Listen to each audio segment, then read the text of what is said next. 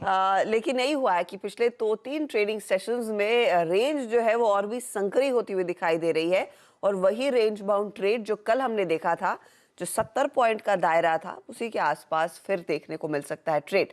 लेकिन हाँ, अनुमान तो यही है कि निफ्टी बैंक अगर 42,500 की तरफ बढ़े तो आपको थोड़ा सा एक्शन दिखेगा स्क्रीन पर, लेकिन गारंटी इस बात की बिल्कुल नहीं है कि हम 43,000 तक पहुंचेंगे, क्योंकि वहां पर पोजीशंस अभी भी कटने को खड़ी है। तो क्लियरली एक छोटी रेंज में ट्रेड देखने को मिल सकता है। तो ऐसे में स्टॉक्स पर ज्यादा एक्शन देखा जाएगा। तो किन स्टॉक्स पर आज क्या खबरों का इंपैक्ट देखने को मिलेगा, सुमित हमारे साथ है। सुमित, फिर से ब्लॉक डील्स के साथ ही शुरुआत होगी दिन की। कल भी एक बड़ा ब्लॉक था पेटीएम में, 10% के आसपास का कट वहां पर आता हुआ दिखाई पड़ा ब्लॉक डील के मद्देनजर। आज नायका के अंदर एक ब्लॉक डील है जो एक्सक्लूसिव जानकारी मिली है, करीब करीब 1000 करोड़ रुपए के आसपास का ब्लॉक है, सिटी ने लॉन्च किया है। टीपीजी ब्लॉक डील के जरिए हिस्सा बेचेगा, रफली ½ % के डिस्काउंट पर यह ब्लॉक डील होने का एक अनुमान लगाया जा रहा है। तो नायका के ऊपर नजर रखें। कल भी फर्स्ट हाफ के अंदर यहाँ पर तेज बिकवाली थी, लेकिन सेकंड हाफ के अंदर एक स्ट्रॉन्ग पुल बैक भी था।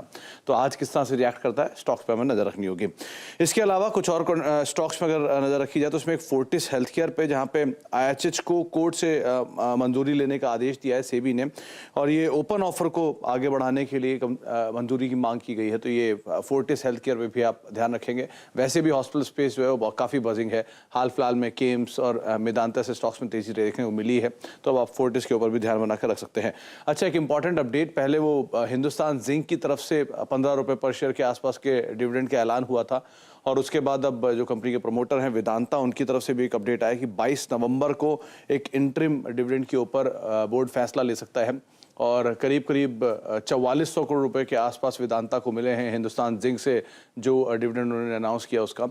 तो आगे चल के अनुमान है किस तरह का यहाँ पर डिविडेंड का आंकड़ा आता है, ये एक क्रूशियल पार्ट रहेगा जिसके ऊपर भी आपको नजर बनाकर रखनी होगी।